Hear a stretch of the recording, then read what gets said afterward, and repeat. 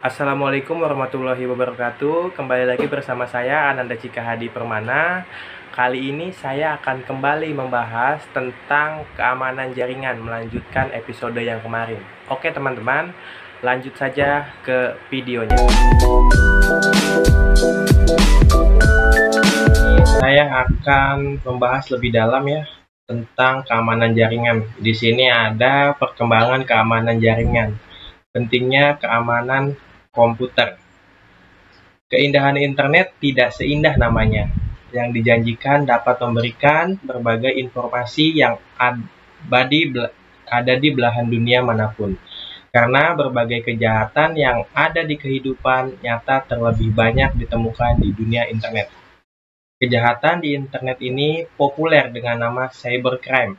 Kejahatan yang terjadi dapat berupa yang pertama yaitu pencurian terhadap data.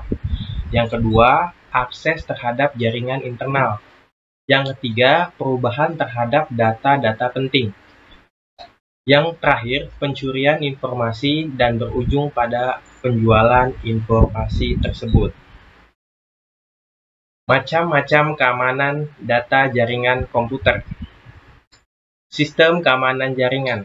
Untuk menjaga keamanan data-data pada saat data tersebut dikirim dan pada saat data tersebut telah disimpan di jaringan komputer.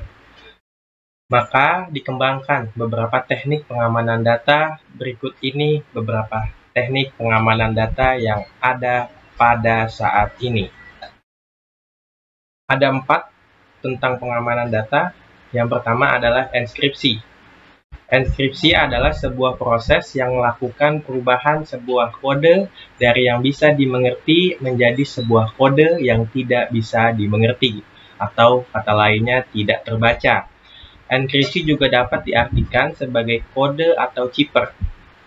Lalu, yang kedua adalah firewall. Sebuah sistem atau perangkat yang mengizinkan lalu lintas jaringan yang dianggap aman untuk melaluinya dan mencegah lalu lintas jaringan yang tidak aman.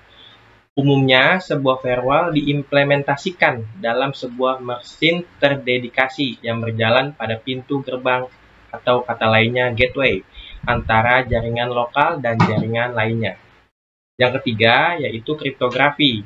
Secara umum adalah ilmu dan seni untuk menjaga kerahasiaan berita, atau ilmu yang mempelajari teknik-teknik matematika yang berhubungan dengan aspek keamanan informasi seperti kerahasiaan data, keabsahan data, integritas data, serta autentifikasi data.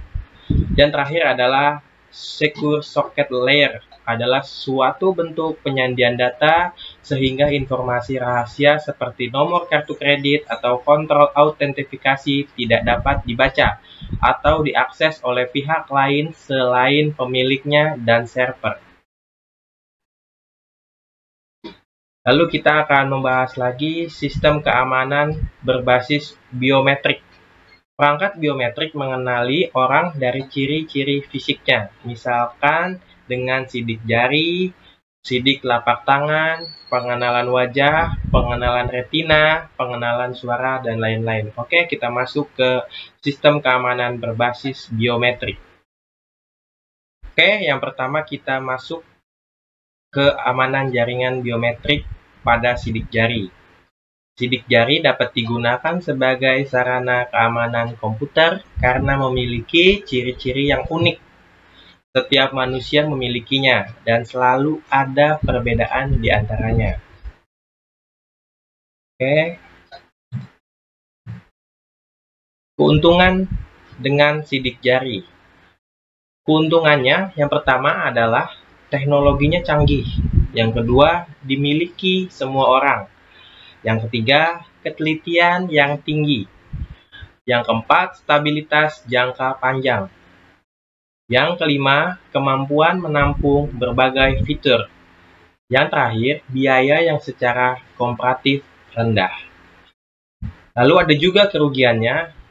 Yang pertama, kemampuan tidak bisa dipakai oleh banyak pemakai. Contohnya orang cacat jari. Lalu yang ketiga, dipengaruhi oleh kondisi kulit. Yang terakhir, sensor mudah kotor.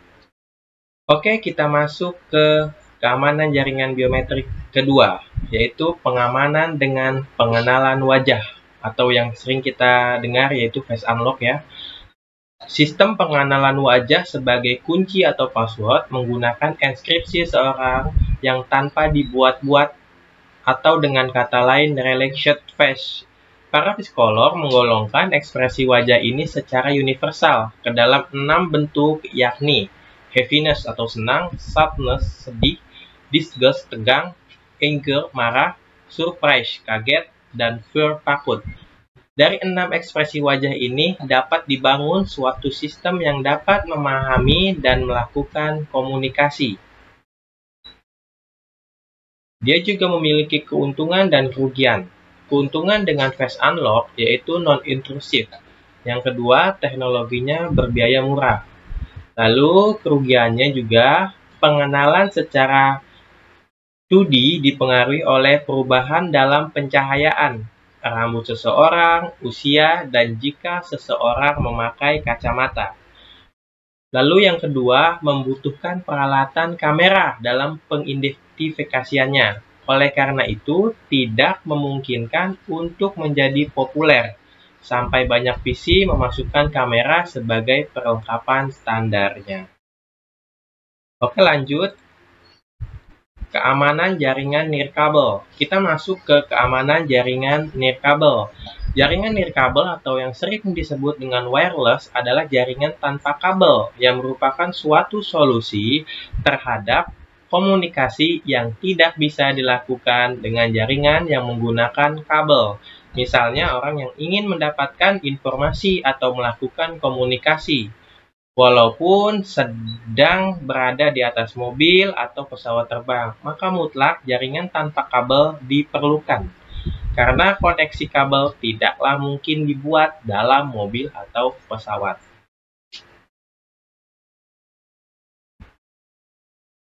Kelebihan jaringan nirkabel, mudah untuk di-setup atau diinstal. Lalu yang kedua, terasa sangat nyaman, terutama jika kita menginginkan agar bisa berjalan-jalan keliling rumah atau kantor dengan komputer portable, tetapi tetap bisa mengakses jaringan internet.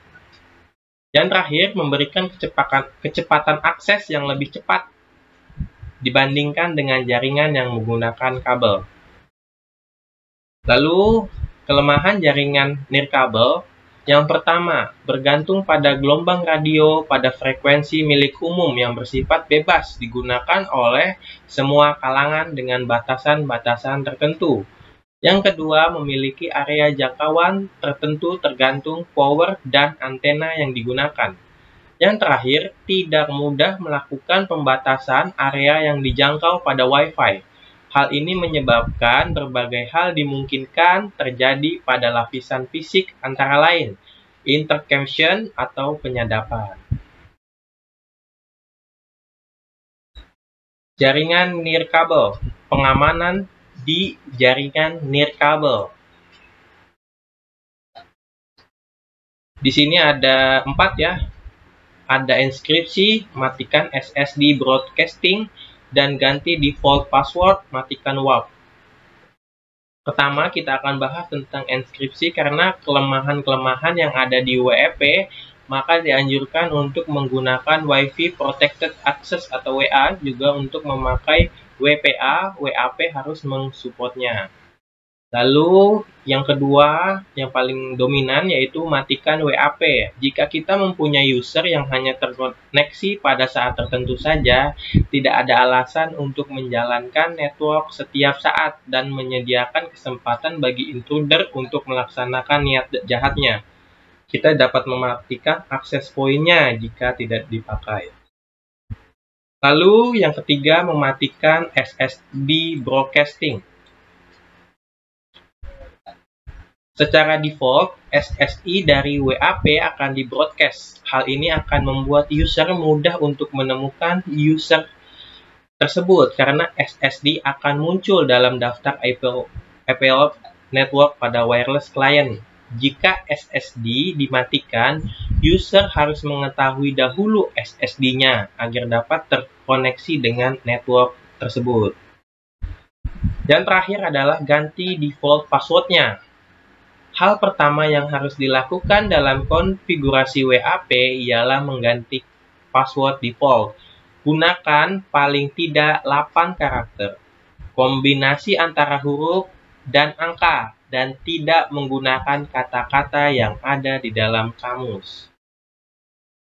Saya Ananda Cika Hadi Permana dalam pembahasan sistem keamanan jaringan. Semoga apa yang saya bahas kali ini dapat dimengerti. Terima kasih. Wassalamualaikum warahmatullahi wabarakatuh.